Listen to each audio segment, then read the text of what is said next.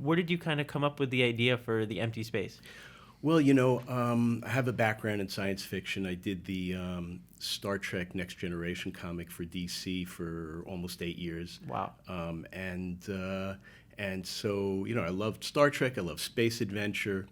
And I think what I wanted to bring to it was a sense of mystery. There was a comic DC put out for a while called Mystery in Space. It wasn't all that much mystery, but I was really, as a kid, I was really pumped by Mystery in Space, which featured Adam Strange for a long time. And I said, well, let me write a real mystery in space. And I came up with empty space. Empty refers to some of the characters in it. Can't tell you much more than that because that would be giving it away. But it's about a sort of a Starfleet and a guy named Robinson Dark. He's a captain. He wakes up in a sort of a cryo bed. He doesn't know where he is or how he got there. And the only thing he knows is that some guy that he's never seen before is banging on the transparent surface of his cryo bed, and it doesn't look like a friendly gesture. So it goes from there, and little by little, it's sort of like an onion. Each issue we peel away a little bit more of the mystery, and I'm hoping the readers really get into it. Yeah.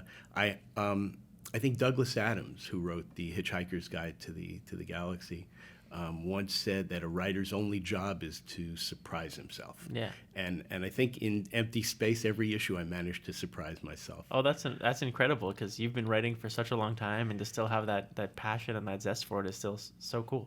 Thank you. So where did you kind of come up with the idea? Like, how did that kind of come to fruition?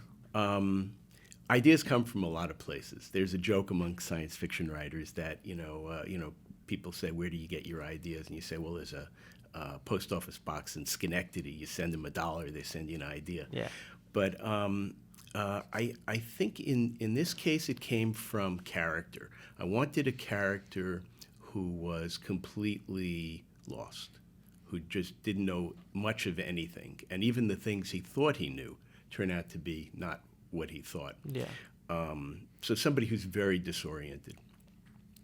And that's something that I saw in the TV show Lost. People didn't know where they were or thought they knew, and it turned out otherwise. And the difference between Empty Space and Lost is that I know how it's going to end. Yeah. They needed that. They were missing that.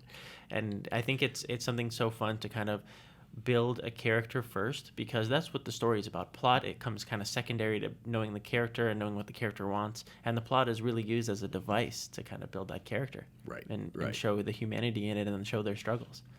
It's all about the character ultimately, and this is a guy who's very capable and very confident in his own milieu, but now he's somewhere else and he's feeling his way. We get to do it with him.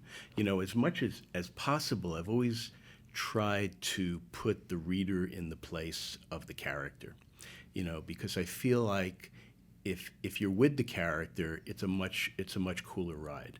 It's sort of like the difference between watching someone in a roller coaster and being in the roller coaster. Absolutely.